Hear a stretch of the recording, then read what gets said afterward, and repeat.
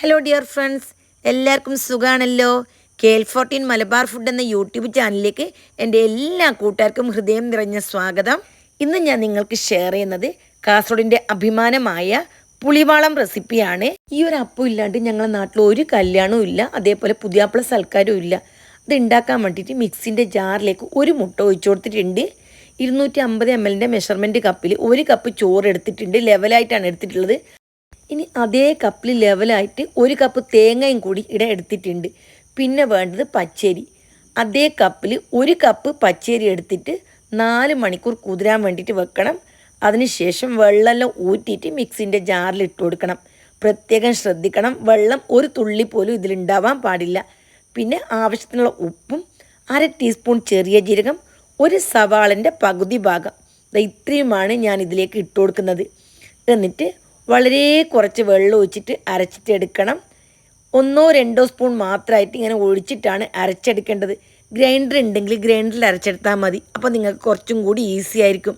മിക്സിയിലാകുമ്പോൾ അരച്ചെടുക്കാൻ കുറച്ച് ബുദ്ധിമുട്ടാവും.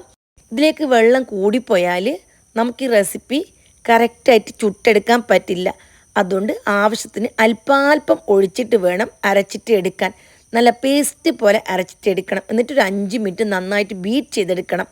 ഇതിൻ്റെ അകം ഭാഗം നന്നായിട്ട് സോഫ്റ്റ് ആവാനും അതേപോലെ പുറം ക്രിസ്പി ആവാൻ വേണ്ടിയിട്ടാണ് ഇത് ഇങ്ങനെ ചെയ്യുന്നത്. ഈ ഒരു പരുവത്തിൽ അരച്ചെടുക്കണം. അല്പം പോലും ലൂസ് ഉണ്ടാവാൻ പാടില്ല. എന്നിട്ട് ഓയിൽ നല്ല പോലെ ചൂടാക്കി അതിലേക്ക് വീഡിയോയിൽ കാണുന്ന രീതിയിൽ മാവ് ഈ പുളിയുടെ ഷേപ്പിലൊന്ന് കൈ കൊണ്ട് ഒഴിച്ചു കൊടുക്കണം. വീഡിയോ ശ്രദ്ധിക്കുക.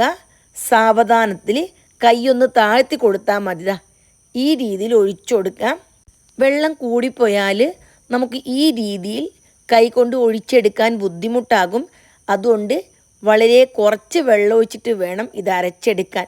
അപ്പോൾ അരിയും തേങ്ങയും അതേപോലെ ചോറും ഒരേ അളവിലാണ് എടുത്തിട്ടുള്ളത്. അരി കുതിർത്തതിനേക്കാൾ മുമ്പേയുള്ള അളവാണ് 1 കപ്പ്.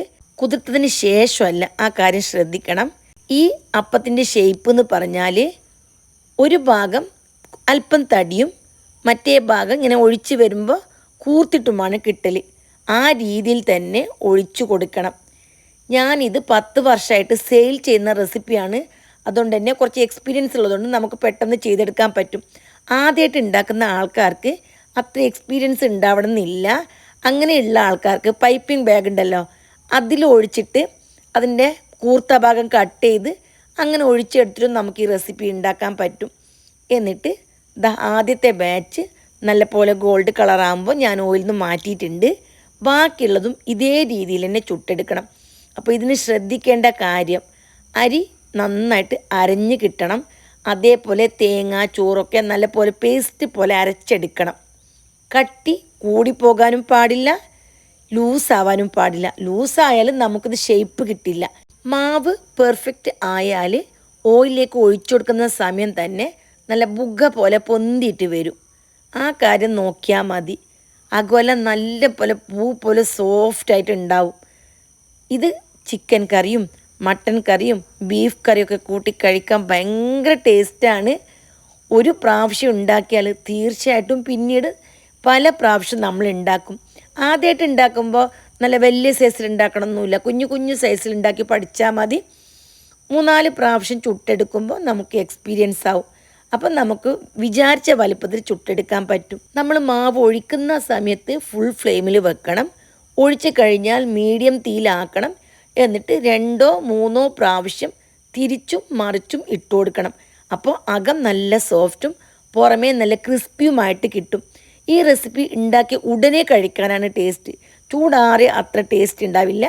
ചൂടോട് കൂടി നിങ്ങൾക്ക് ഇഷ്ടമുള്ള രീതിയിൽ കറി കൂട്ടിയോ കറി കൂട്ടാതെയോ നമുക്ക് കഴിക്കാം. കല്യാണ ദിവസം പുതിയാപ്പിള ആൾക്കാരും നമ്മുടെ വീട്ടിലേക്ക് വരുമല്ലോ, പെണ്ണിൻ്റെ വീട്ടിലേക്ക്. ആ സമയം പന്തിയിൽ വെക്കാനുള്ള ഒരു പ്രധാനപ്പെട്ട ഐറ്റമാണ് ഈ പുളിവാളം. അതേപോലെ രാത്രി പുതിയാപ്പിള വരുന്ന സമയത്തും അല്ലാതെ നമ്മുടെ സാധാരണ വീട്ടിലേക്കെല്ലാം പുതിയാപ്പിള വരുമല്ലോ, ആ സമയത്തെല്ലാം നമ്മളെ മലബാരികൾ പുതിയാപ്പിളൊക്കെ ഉണ്ടാക്കി കൊടുക്കുന്ന ഒരു റെസിപ്പിയാണ് ഈ പുളിവാളം. അതുകൊണ്ട് തന്നെ തീർച്ചയായിട്ടും നിങ്ങളെല്ലാവരും പഠിച്ചിരിക്കുക, അതേപോലെ ട്രൈ ചെയ്ത് നോക്കുക. പാകമായ മാവാണെങ്കിൽ ഓയിലിലേക്ക് ഒഴിക്കുന്ന സമയം തന്നെ അത് തനിയെ തിരിച്ച് മറിഞ്ഞ് വീഴും. അത് കാണുമ്പോൾ നമുക്ക് മനസ്സിലാകാം ഇത് പെർഫെക്റ്റ് ആണെന്ന്. 2 ഭാഗം കൂടി വെന്ത് കിട്ടാൻ വേണ്ടിയിട്ട് ഏകദേശം 1 മിനിറ്റ് മതിയാവും. അപ്പോൾ നന്നായിട്ട് കുക്കായിട്ട് കിട്ടും. ഇനി വെന്തില്ല എന്നുണ്ടെങ്കിൽ കുറച്ച് സമയം കൂടി വെച്ചാൽ മതി. 2 ഭാഗവും നല്ലപോലെ ഗോൾഡ് കളർ ആവണം. മീഡിയം തീയിൽ തന്നെ വെച്ച് കൊടുക്കണം. എന്നിട്ട് ഗോൾഡ് കളറായാൽ നമുക്ക് ഓയിൽ നിന്ന് എടുക്കണം. അപ്പോൾ എല്ലാവർക്കും ഈ റെസിപ്പി ഉണ്ടാക്കുന്നത് മനസ്സിലായിട്ടുണ്ടാവും എന്ന് വിചാരിക്കുന്നു. ഇനിയിപ്പോൾ എൻ്റെ കൂട്ടുകാർക്ക് മനസ്സിലായില്ല എന്ന് വിചാരിക്കുക. എന്താണ് മനസ്സിലാവാത്തതെന്ന് കമൻറ്റിലൂടെ ചോദിച്ചാൽ കറക്റ്റായിട്ടുള്ള റിപ്ലൈ ഞാൻ നൽകുന്നതായിരിക്കും. അപ്പോൾ ഞാനിത് ദിവസം 500 400 ഒക്കെ സെയിൽ ചെയ്യാറുണ്ട്. ഒരു കല്യാണത്തിൻ്റെ ഓർഡർ വരുമ്പോൾ കുറഞ്ഞത് 100 തന്നെ ഉണ്ടാവും. കൂടിയത് 400 500 300 ഒക്കെ എനിക്ക് ഓർഡർ കിട്ടാറുണ്ട്. വീട്ടിൽ നിങ്ങൾക്കും ഇത് ഓർഡർ എടുത്ത് ചെയ്ത് കൊടുക്കാൻ പറ്റാവുന്നതേ ഉള്ളൂ. അപ്പോൾ എല്ലാ കൂട്ടുകാരും ഈ റെസിപ്പി ഉണ്ടാക്കുമെന്നും അതേപോലെ ട്രൈ ചെയ്ത് നിങ്ങളുടെ ഫീഡ്ബാക്ക് എനിക്ക് അറിയിക്കുമെന്ന് ഞാൻ വിശ്വസിക്കുന്നു. തീർച്ചയായിട്ടും നിങ്ങളെല്ലാവരും കമൻറ്റ് ചെയ്യണം. അപ്പോൾ വീണ്ടും കാണാം. Bye bye.